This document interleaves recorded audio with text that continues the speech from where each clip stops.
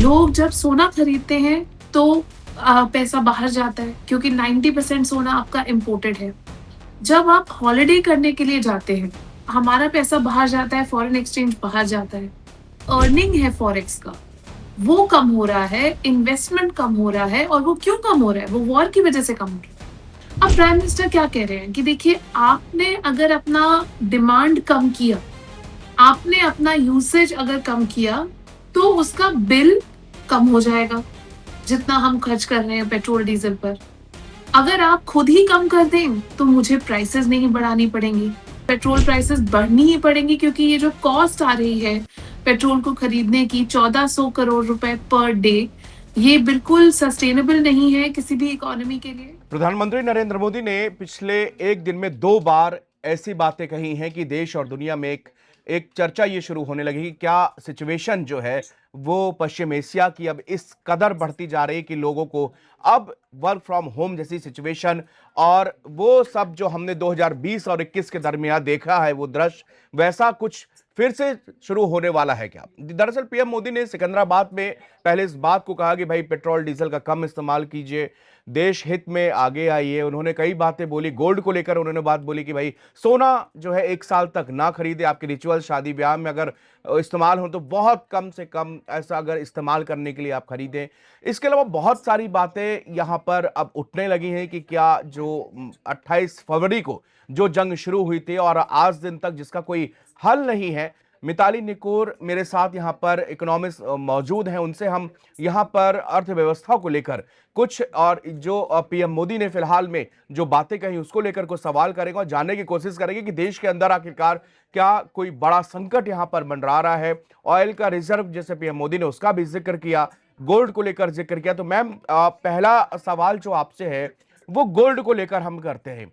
1 साल तक कहा गया कि भाई आप सोना चांदी ना खरीदें, ये क्यों ऐसी स्थिति बन गई, क्यों सोना ना खरीदें और कैसे ये हमारी इकोनॉमी को और ये विदेशी मुद्रा भंडार को कैसे इम्पैक्ट कर रहा है, ये सिचुएशन को मैम थोड़ा सा आसान भाषा में आप समझा दीजिए। तो विनीत, आप ये देखिए कि हमारा जो टोटल फॉरेक्स रिजर्व जिसे हम कहते हैं, वो करीब-करीब $700 बिलियन का भारत के पास एक फॉरेन एक्सचेंज का रिजर्व रहता है। उसका 10% सिर्फ गोल्ड पर खर्च होता है, $72 बिलियन। तो अब अगर हमें अपने फॉरेक्स रिजर्व को ज्यादा ऑयल खरीदने के लिए यूज करना है और काफी सालों तक इसे चलाना है, तो गोल्ड की खरीदारी हमें कम करनी होगी। दूसरा क्या हो रहा है, हमारा फॉरेक्स रिजर्व बढ़ता है हर साल। उसमें नया इन्वेस्टमेंट आता है या फिर हमारे जो लोग हैं जैसे एक्सपोर्ट अर्निंग्स जो हमारी होती हैं वो उससे हमारा फॉरेक्स रिजर्व बढ़ता है, राइट? जैसे मैं भी अगर किसी फॉरेन कंपनी को अपनी कंसल्टिंग सर्विस प्रोवाइड करती हूँ, तो मैं भी एक तरह से उस फॉरेन एक्सचेंज में ऐड कर रही हूँ, कंट्रीब्यूट कर रही हूँ। लेकिन इसीलिए exchange export of services tax free भी रहता है। आपने देखा होगा कि export of services is tax free in our country, क्योंकि जब आप फॉरेन एक्सचेंज कमाते हैं तो देश के लिए ये बहुत जरूरी होता है। हमारे देश में क्या हो रहा है, लोग जब सोना खरीदते हैं तो पैसा बाहर जाता है क्योंकि 90% सोना आपका इम्पोर्टेड है। जब आप हॉलिडे करने के लिए जाते हैं, कहीं पे भी जाते हैं, यूरोप जाते हैं, कहीं भी जाते हैं, तो वहाँ पे भी हमारा हमारा पैसा बाहर जाता है, फॉरेन एक्सचेंज बाहर जाता है। तो जब हम अपने बच्चों को एजुकेशन के लिए बाहर भेजते हैं, तो भी हमारा पैसा बाहर जाता है। अब पीएम मोदी क्या कह रहे हैं? वो कह रहे हैं कि कुछ खर्चे हैं जो ज़रूरी हैं। एजुकेशन का खर्चा जैसे वो ज़रूरी है क्योंकि वो जो भी बच्चा है जिसको बाहर अगर एजुकेशन भी मिल रहा है, वो शायद वापस आएगा, यहाँ की इकोनॉमी में कंट्रीब्यूट करेगा या फिर वहाँ पे भी अगर कंट्रीब्यूट करेगा तो रेमिटेंसेस हमारे पास वापस आएँगे। लेकिन जब आप ट्रैवल पर जाते हैं, स्पेशली काम के लिए नहीं लेकिन हॉलिडे करने के लिए या फिर आप गोल्ड खरीदते हैं, जो भी आप अपने लेज़र के लिए खरीद रहे हैं, इन सब चीज़ों को अभी हमें इस सिचुएशन में जहाँ पर हमारा जो अर्निंग है फॉरेक्स का, वो कम हो रहा है, इन्वेस्टमेंट कम हो रहा है और वो क्यों कम हो रहा है? वो वॉर की वज़ह से कम हो रहा है। ऐसा नहीं है कि हमारी इकोनॉमी स्ट्रांग नहीं है, हमारी इकोनॉमी अभी भी विश्व में सबसे फास्टेस्ट ग्रोइंग इकोनॉमी है। लेकिन जब वॉर चल रहा है तो कैसे कोई इन्वेस्टर आके अपना नया फैक्ट्री चलाएगा, जब उनको पता ही नहीं है कि ग्लोबल मार्केट में क्या होने वाला है। तो मैम इसका वॉर का तो कोई और छोर दिख नहीं रहा है। दोनों अपने-अपने तनातनी हैं, दोनों के बीच में सीज़फायर भले ही हो लेकिन आए दिन एक दूसरे को धमकाना ये सब चल ही रहा है। शांति प्रस्ताव पीस प्रपोज़ल किसी को मंज़ूर नहीं एक दूसरे के। तो ये एक अंतहीन लड़ाई दिख रही है जिसका कोई रिजल्ट नहीं दिख रहा है और युद्ध बंद है, हॉर्मुज़ बंद है उसकी वजह से पूरे विश्व में पैनिक की वाली स्थिति सिचुएशन बनी हुई है। तो दूसरा सवाल मैम ये आता है कि तेल को लेकर जो जैसा हम लोगों को जो मार्च में डेटा हम लोग रीड आउट कर रहे थे कि 64 दिन का 60 दिन का रिजर्व हम लोगों के पास में है, बाकी 10 दिन का रिजर्व वो जो है वो रणनीतिक मामलों का रिजर्व वो है आर्मी उस ऐसी स्थिति के लिए। तो अब अगर हम मार्च से अब तक की सिचुएशन को मिताली में हम देखें तो और दी और कोई हमारे पास 11 शिप्स 12 शिप्स वहां से आ पाए हैं। तो अब क्या ऑप्शन बचता है मतलब भारत को लेकर अब तो सिचुएशन तेल को लेकर ज्यादा बड़ा संकट मंडराता जा रहा है। बिल्कुल, और ये बात हमें मतलब मैं कहूँगी कि कल मेरे लिए एज़ अ एकेडमिक, मतलब जब हम सोसाइटी को स्टडी करते हैं, राइट? ये एक बहुत बड़ा सोशल एक्सपेरिमेंट है कि प्राइम मिनिस्टर की जो बात है, वो लोग मानेंगे या नहीं मानेंगे। क्योंकि आप सोचिए, प्राइम मिनिस्टर ने एक्चुअली प्राइसेज़ नहीं बढ़ाई। पेट्रोल की प्राइस आज भी अगर आप पंप पे जाएँगे तो वही है जो पिछले 3-4 महीने से चल रही है। डीज़ल की प्राइस भी नहीं बढ़ी है। ठीक है, कमर्शियल एलपीजी की प्राइस बढ़ रही है बिकॉज़ वहाँ पे सबसे ज़्यादा दिक्कत थी सप्लाई की, और हमारी रेज़िडेंशियल और घर की एलपीजी की प्राइस भी थोड़ी बढ़ाई गई है। लेकिन बाय एंड लार्ज प्राइसेज़ को स्टेबल रखा गया है। अब प्राइम मिनिस्टर क्या कह रहे हैं कि देखिए, आपने अगर अपना डिमांड कम किया, आपने अपना यूसेज अगर कम किया, तो उसका बिल कम हो जाएगा, जितना हम खर्च कर रहे हैं पेट्रोल, डीज़ल पर। अगर आप खुद ही कम कर दें, तो मुझे प्राइसेज़ नहीं बढ़ानी पड़ेंगी, क्योंकि मेरा दिन का, अगर आप गवर्नमेंट को सोचिए, तो उनका दिन का 1400 करोड़ का खर्चा आ रहा है, पर डे, इस पेट्रोल और डीज़ल की सब्सिडी में। तो अगर हम अपना जो डिमांड है, वो कम कर दें, वर्क फ्रॉम होम करके या फ्लाइट्स कम लेके या मीटिंग्स ऐसे करके कि हाँ, ठीक है, आप एक दिन अगर ऑफ़िस जा रहे हैं, उसी दिन आप अपनी सारी इन पर्सन मीटिंग कर दें। तो उससे एक बहुत इकोनॉमी को राहत मिलेगी, क्योंकि ये वो पोर्शंस हैं इकोनॉमी के जहाँ पर वर्क फ्रॉम होम पॉसिबल है। पीएम ने ये नहीं कहा है कि वो लॉकडाउन लगा रहे हैं। उन्हें हाँ। भी पता है कि बहुत सारे पार्ट्स हैं इकोनॉमी के जो इन पर्सन ही हो सकते हैं।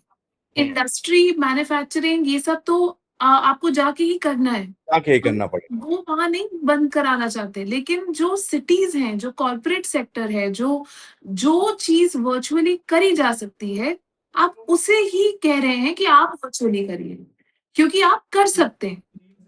ये अब देखिए इस मामले पे अब जनता इसको किस तरह से लेती है वो एक अलग चीज है लेकिन जो ग्राउंड रिपोर्ट्स आई हैं उसके हिसाब से तो सोना जब से पीएम मोदी ने कहा है तो सोने की दुकानों में कई जगह भीड़ भी देखी गई है कि लोग कह रहे हैं कि भाई क्या हो रहा है और जहां से जो ज्वेलर्स की शॉप है वो अपने आगे जहां से ऑर्डर कर रहे हैं वो दो गुना कर रहे हैं जितना वो मंगाते थे उससे जस्ट डबल ऑर्डर कर रहे हैं तो ऐसी सिचुएशन भी कई देश भर के कई हिस्सों से ऐसी हमारे रिपोर्टर्स बता रहे हैं कि सर यहाँ तो लाइनें लग रही हैं भीड़ लगने लग रही है कि मतलब कि पीएम मोदी ने कहा है कि भैया सोना नहीं खरीदो इसका मतलब है कि कुछ बड़ा होने वाला है तो ऐसा तो नहीं कि देश में कोई बहुत बड़ा संकट आ जाए तो हमारे पास कम से कम गोल्ड रहे तो ये भी एक मानसिकता बढ़ रही है मैम।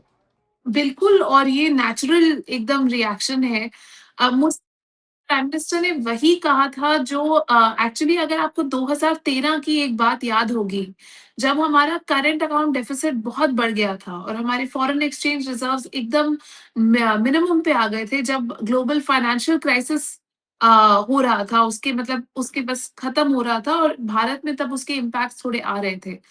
तब जो फाइनेंस मिनिस्टर थे पी चिदम्बरम, उन्होंने कहा था बाय लेस गोल्ड, क्योंकि हमें भी पता है कि गोल्ड सबसे एक एकमात्र, मतलब अगर एक कमोडिटी है ऑयल के बाद, जो सबसे ज़्यादा फॉरेन एक्सचेंज रिज़र्व खाती है, वो है गोल्ड। तो उसने उन्होंने भी अपने स्टेटमेंट में यही बोला था कि बाय लेस गोल्ड। अब क्या हुआ, किसी ने उनकी बात मानी नहीं। भारत में तो आप गोल्ड की डिमांड ऐसे कंट्रोल नहीं कर सकते।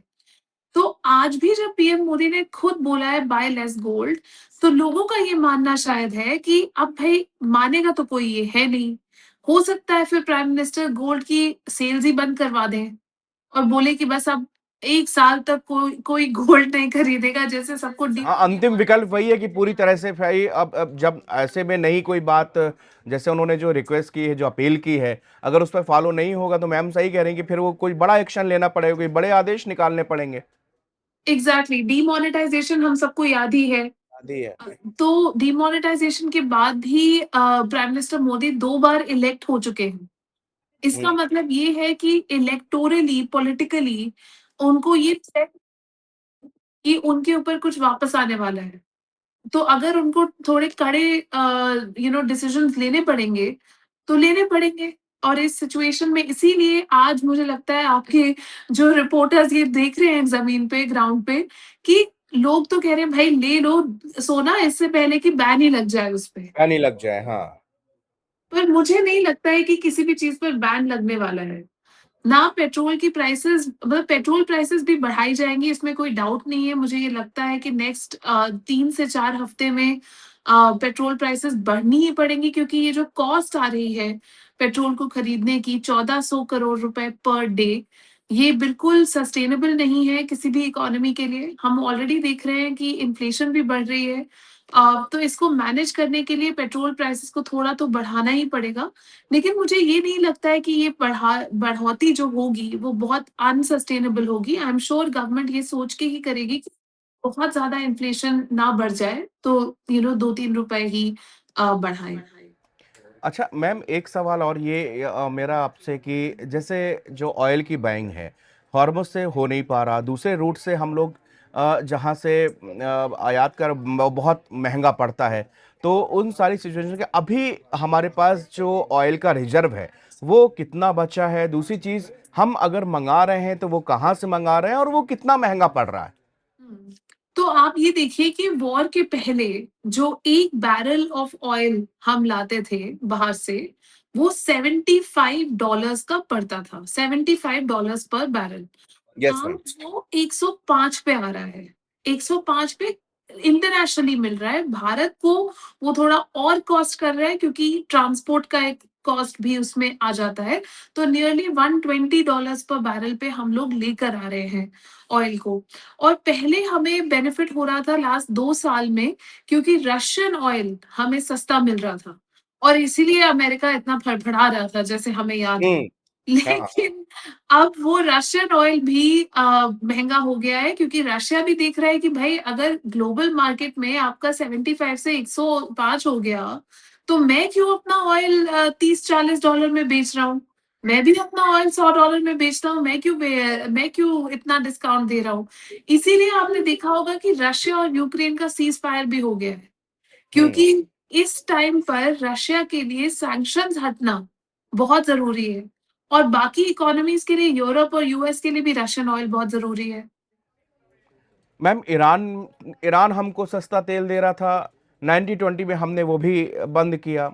सेकंड चीज़, रशिया से हम जो बहुत फ़ायदा हो रहा था, बहुत अच्छी इकॉनमी को ग्रोथ मिल रही थी, वहाँ से हमको डेंट पड़ा।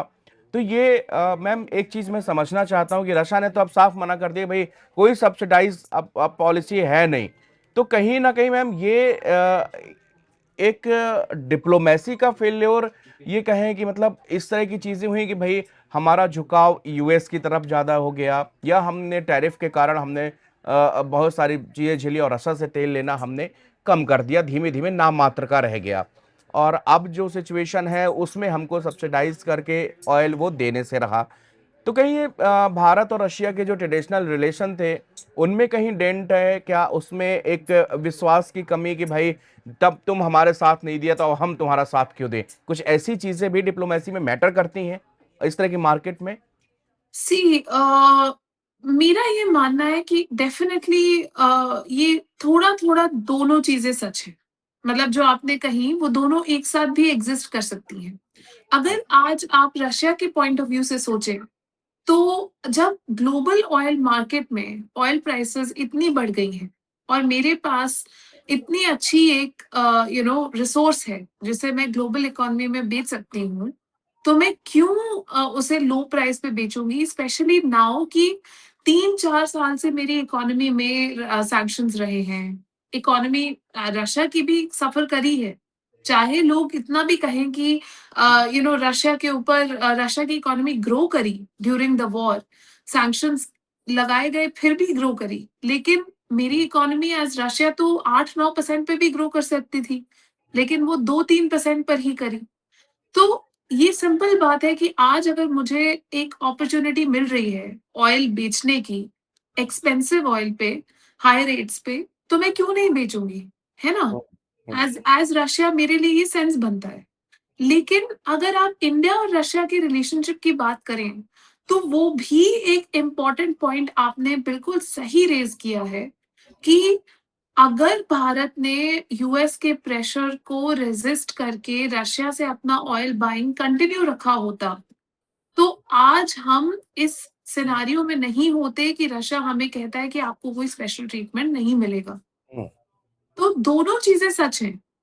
हो सकता है कि वो उसकी प्राइस फिर भी भारत के लिए बढ़ती, हुँ। लेकिन शायद उतनी नहीं बढ़ती जितनी आज बढ़ी। जितनी अभी है, क्योंकि मैम 2 बार आपसे फेस टू फेस मुझे पॉडकास्ट करने का मौका आपने दिया है, और इस दौरान हम आपने हर बार इन बेसिक्स चीज़ों को और डिप्लोमेसी से रिलेट करके उनको बहुत आसान शब्दों में समझाया है कि कैसे ये चीज़ें मैटर करती हैं। मेरा सवाल इसीलिए मैडम ये था कि अगर आज ये सिचुएशंस अगर उधर पे थोड़ा-सा हम ट्रम्प के उससे पहले हम लोगों ने लड़े, लेकिन बाद में अगर वो नेगोशिएशन टेबल ना ऑन हुई होती और शायद वो समझौता जो हुआ वो समझौता नाम का समझौता रहा, उसमें कुछ बाद में कोर्ट, हाँ वो हो गया, लेकिन हमारा सब कुछ अब हमारे पास कोई ऑप्शन नहीं है। मैम फिलहाल रशा से तेल आ रहा है अभी? जी, जी, बिल्कुल रशिया से तेल आ रहा है और बहुत सारे देशों से आ रहा है। अगर आप देखिए आज भारत नियरली 40 देशों से तेल खरीद रहा है और बहुत सारे लैटिन अमेरिकन देश जैसे अर्जेंटीना, अर्जेंटीना एक बहुत बड़ा ऐसा देश हो गया है हमारे लिए इम्पोर्टेंट, जहाँ से नियरली निल हम लोग बाइंग करते थे और अब हमने काफ़ी उससे बाइंग बढ़ा दी है। हम्म, अर्जेंटीना इंटरनेशनली काफ़ी बेनिफिट कर रहे हैं इस सिचुएशन से। और दूसरा हमारा ऑयल अफ्रीका के भी काफ़ी देशों से आ रहा है, नाइजीरिया से आ रहा है, घाना से आ रहा है। तो ऐसा नहीं है कि भारत ने नए-नए सोर्सेज़ नहीं ढूँढे हैं, भारत ने ऑफ कोर्स नए सोर्सेज़ ढूँढे हैं और आज ही आप देखिए एक नया कॉन्फ्रेंस हो रहा है अगले हफ्ते दिल्ली में, मुझे अभी उसका इनवाइट आया है, इंडिया अफ्रीका समिट। हाँ, तो yes ma'am. India Africa summit में यही डिस्कशंस होंगे कि कैसे भारत और अफ्रीकन के डिफरेंट अफ्रीकन कंट्रीज एग्रीमेंट्स ला सके ताकि ऑयल डिप्लोमेसी, ऑयल परचेजेस ज्यादा फॉर्मलाइज कर सके दोनों दोनों कॉन्टिनेंट्स में एक तरह से भारत और अफ्रीका। तो मुझे लगता है कि भारत इस पॉइंट पे इन चीजों पे अच्छा कर रहा है, डाइवर्सिफिकेशन पे हमने पहले भी काम किया है। इंडोनेशिया, मलेशिया ये भी देश हैं जहाँ से ऑयल लिया जा सकता है। तो ऐसा नहीं है कि हमारे पास बायर्स की कोई कमी है, मतलब सेलर्स की कोई कमी है। हम सबसे बड़े बायर हैं। मतलब अगर आप पूरा मार्केट देखें तो इंडिया और चाइना ही सबसे बड़े बायर्स हैं। तो मैम सारे देश हमको बेचना चाहते हैं। मैम ट्रम्प ने तो वेनेजुएला का पूरी तरह से कब्जा कर लिया, वहां तो बहुत सारा तेल है, वो उधर से नहीं है भेज रहा है ट्रम्प कुछ? तो आपको याद होगा जब हमने लास्ट टाइम भी इस पर पॉडकास्ट किया था, इस पे हमने पूरा डीप डाइव किया था वेनेजुएला पे यस और मैम। तभी हमें रियलाइज हुआ था कि अभी तो 3 साल लगेंगे प्रेसिडेंट ट्रम्प को माइनिंग करने में वहां पे और पूरा ऑयल रिफाइनरी का इंफ्रास्ट्रक्चर सेटअप करने में।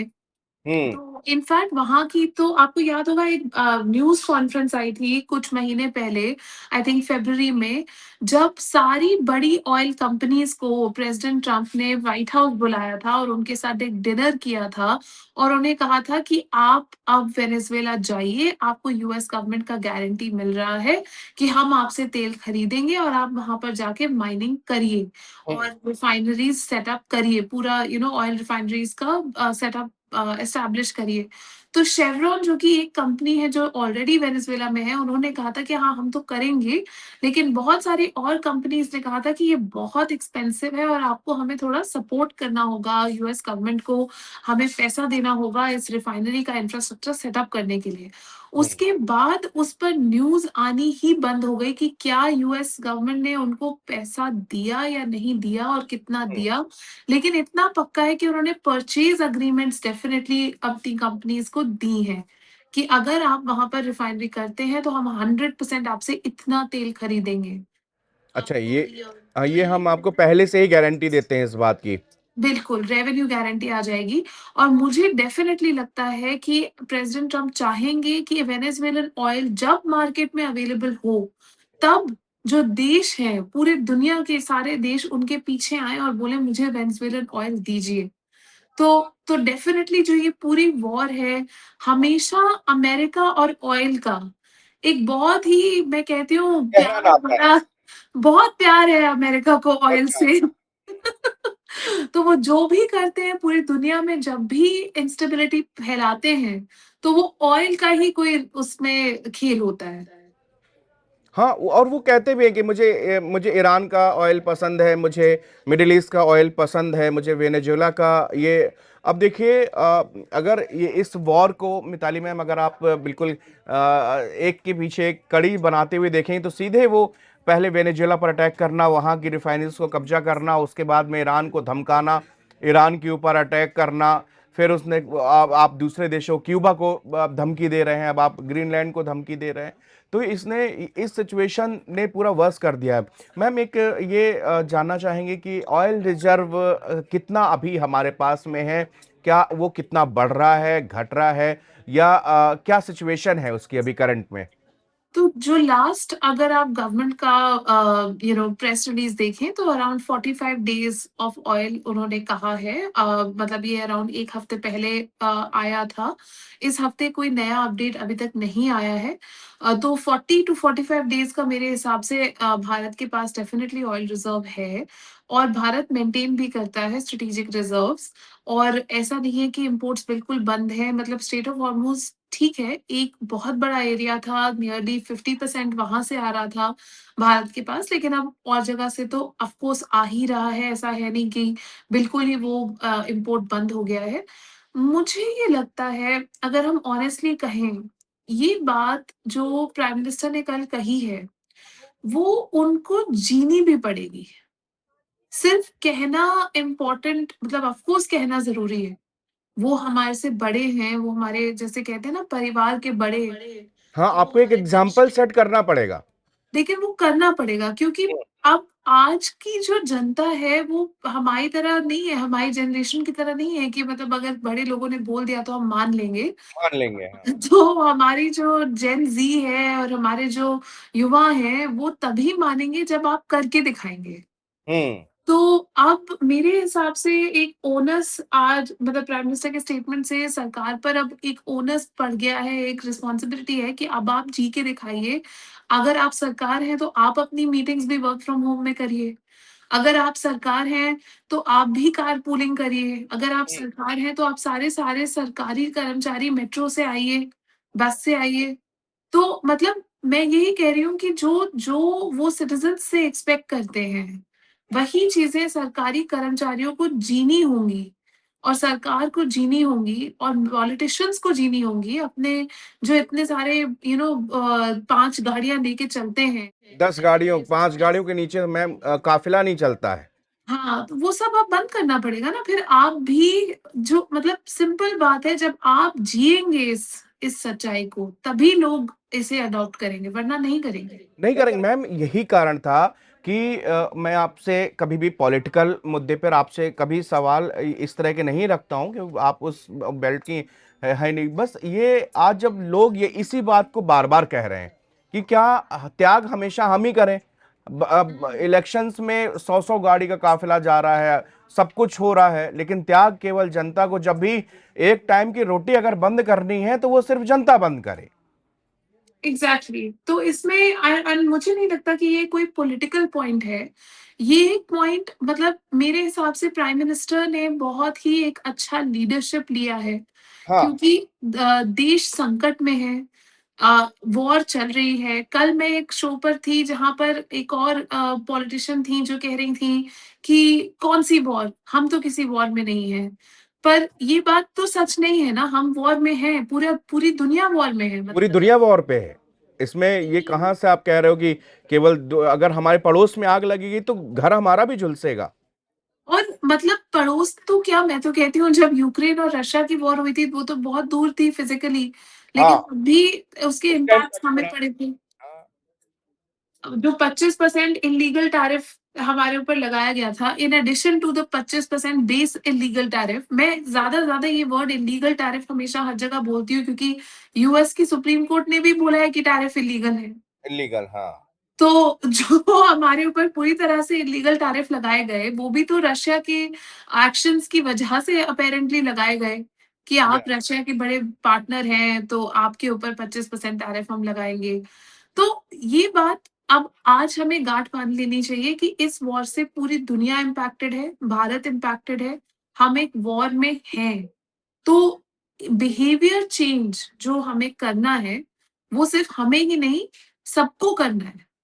पूरी सोसाइटी को करना है और पॉलिटिशियंस भी इस सोसाइटी का हिस्सा हैं, सारी पॉलिटिकल पार्टीज़। हाँ मैम, क्योंकि अगर ऐसी सिचुएशन ना आ जाए कि फिर नियम कायदे कानून से ही हर चीजें हों, क्योंकि एक बहुत झटके में एक आदेश निकालना और उसका पालन कराने के लिए पूरी टीम बैठी हुई है। उनको अगर उनको 24 घंटे के अंदर उन्होंने कहा कि सोना नहीं बिकेगा तो नहीं बिकेगा है। करेक्ट। तो लेकिन फिर ये वही बात कही जाती है कि भैया हम एक डेमोक्रेटिक कंट्री है, हमारे ऊपर ऐसे बड़े आदेश लागू ना किए जाएं। और इसीलिए ये बार बार जो है प्रधानमंत्री नरेंद्र मोदी रिक्वेस्ट कर रहे हैं, अपील कर रहे हैं कि देशभक्ति हमेशा कुर्बानी में नहीं होती। देशभक्ति देश के संकट काल में जो एक नागरिक की अपनी जिम्मेदारियां, जो उसके कर्तव्य, अगर उसका सही से निर्वहन करे तो ये भी एक देशभक्ति है।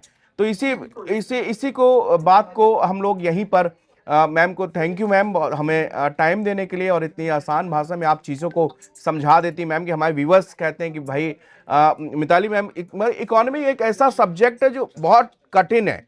इसको समझने में इतने इतने आंकड़े हैं इसमें कि आप आसानी से बिजनेस को, इकोनॉमी को नहीं समझ सकते, लेकिन उसको आसान भाषा में आपने यहाँ पर समझाया। मैम आपका बहुत बहुत शुक्रिया।